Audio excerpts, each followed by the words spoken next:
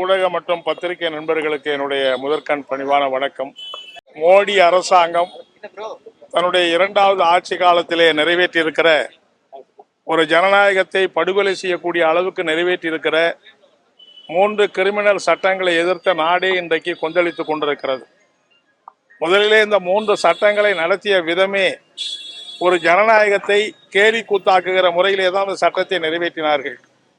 நாடாளுமன்றத்தில் இருக்கிற 150க்கு மேற்பட்ட எதிர்கட்சி எம்பிக்கள் எல்லாரையும் சஸ்பெண்ட் செய்துவிட்டு எதிர்கட்சி உறுப்பினர்களே இல்லாத அந்த அவையிலே அவசரமாக 3 சட்டங்களை முன்மொழிந்து ஒரே நாளிலே அந்த 3 கிரிமினல் சட்டங்களையும் நிறைவேற்றி இருக்கிறார்கள். இந்த சட்டங்களை நிறைவேற்றுவதற்கு முன்னால் முறைப்படி முன்கூட்டியே எல்லாருக்கும் நகல் வழங்கப்பட்டு நாடாளுமன்றத்திலே முறையாக விவாதிக்கப்பட்டு தேவையானால் ஸ்டாண்டிங் கமிட்டிக்கு அது ரெஃபர் செய்யப்பட்டு ஸ்டாண்டிங் கமிட்டி பரிசீலனைக்கு பிறகு நிறைவேற்ற வேண்டும் என்கிற அந்த குறைந்தபட்ச நடைமுறைகளை கூட பின்பற்றாமல் அவசரமாக எதிர்கட்சிகள் யாருமே இல்லாத அவையிலே அந்த சட்டத்தை நிறைவேற்றி இருக்கிறார்கள்.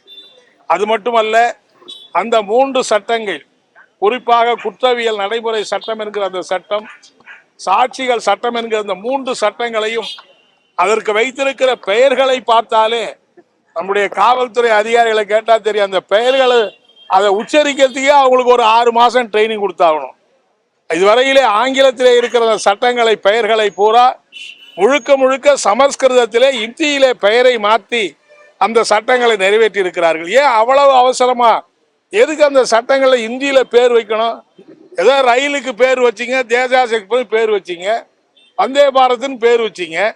ஆனால் ஒவ்வொரு நீதிமன்றத்திலேயும் பயன்படுத்தக்கூடிய கிரிமினல் சட்டங்களை கூட இன்னைக்கு இந்தியிலே தான் பயன்படுத்த வேண்டும் என்கிற நிலைமையை உருவாக்கினால் கிட்டத்தட்ட இந்தியா போன்ற ஒரு நாட்டில் இந்தி தான் ஆட்சி மொழி, சமஸ்கிருதம் தான் ஆட்சி மொழி என்பதை மறைமுகமாக இன்னைக்கு அரங்கேற்றுகிற ஒரு அரசாங்கத்தான் இந்த அரசாங்கம் இருக்கிறது. அது மட்டுமல்ல, அந்த சட்டங்களில் வந்திருக்கிற சரத்துகளை பார்த்தால் யாரை வேணாலும் ஒருத்தரை பயங்கரவாதின்னு குட்டையை குத்தி ஒரு காவல் நிலையத்தில் கைது பண்ணி காலம் பூராவிலும் அவரை சிறையிலே அடைப்பதற்கு அந்த சட்டத்தில் அதிகாரம் இருக்கிறது.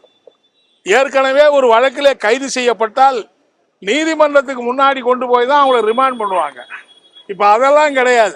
தாசில்தார் வீட்டுக்கு கொண்டு போய் கூட உங்களை ரிமாண்ட் பண்ணலாம். போற போக்கில் பார்த்தா ஊர்ல இருக்கிற விஏஓவே உங்களை ரிமாண்ட் பண்ணலாம்னு சொன்னாலும் சொல்லுவதற்கு கூட வழி இருக்கிறது அந்த சட்டத்தில்.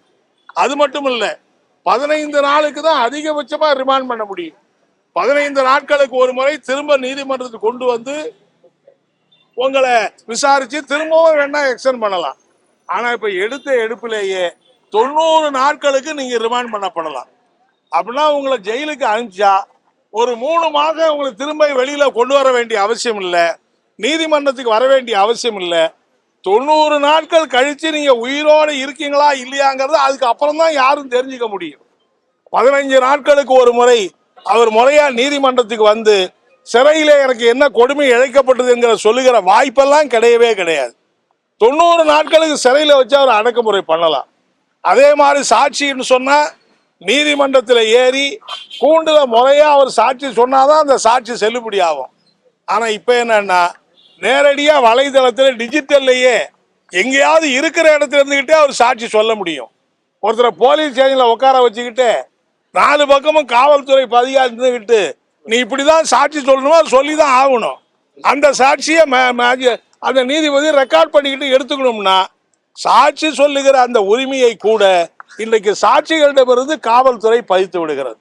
எனவேதான் அது எல்லாத்தை விட உச்ச நீதிமன்றமே சொல்லிட்டான், இந்த தேச விரோத செக்ஷன் என்பது சட்ட விரோதம், அது நம்ம நாட்டுக்கு பொருத்தம் இல்லாதது, அது வெள்ளைக்காரன் கொண்டு வந்தது, அது நீக்குங்கன்னு சொல்லிட்டான். அதை நீக்கி உத்தரவு போட்ட அரசாங்கம் அதையே இன்னைக்கு வேறொரு பிரிவில் அந்த அந்த தேச விரோத குற்றச்சாட்டுகளை பதிவு செய்யக்கூடிய அளவுக்கு சரத்துக்களை கொண்டு வந்திருக்காங்க. ஆகவே ஒரு ஆர்ப்பாட்டம் நடத்தினா, போராட்டம் நடத்தினா, பத்திரிகையில் அரசாங்கத்தை எழுதினா, மோடியை யாராவது விமர்சனம் பண்ணி எழுதினா அவர்களை கூட தேச விரோதிகள் என்று கைது செய்கிற அளவுக்கு இந்த சட்டங்கள் கொடுமைப்படுத்தப்பட்டிருக்கிறது. பல பேர் நினைக்கிறாங்க இது ஏதோ வழக்கறிஞருடைய போராட்டம், வழக்கறிஞருடைய பிரச்சனை நினைக்கிறாங்க. இல்லை, இது வழக்கறிஞர்களோ நீதிமன்றம் சம்பந்தப்பட்டதோ இல்லை, 140 கோடி மக்கள் சம்பந்தப்பட்ட பிரச்சனை. மனித உரிமைகள் பாதுகாக்கப்பட வேண்டும் என்று சர்வதேச அளவில் போராடி கொண்டிருக்கிற நேரத்தில் மனித உரிமைகளை காலிலே போட்டு மிதிக்கிற ஒரு சர்வாதிகார ஆட்சியாகத்தான் இந்த ஆட்சி மாறுகிற முறையில் இந்த சட்டங்களை கொண்டு வந்திருக்கிறார்கள். ஒரு காலத்தில் அவசர நிலை பிரகடனத்தை பத்தி இப்பெல்லாம் பேசுறாங்க. இனிமே இந்த சட்டங்கள் நிறைவேற்றப்பட்டுச்சுன்னா அவசர நிலைன்னு ஒன்று பிரகடனப்படுத்த வேண்டிய அவசியமே கிடையாது. அன்றாட அவசர நிலை தான், அன்றாட அரைப்பாசிச சர்வாதிகார ஆட்சி தான் நிறைவேறும்.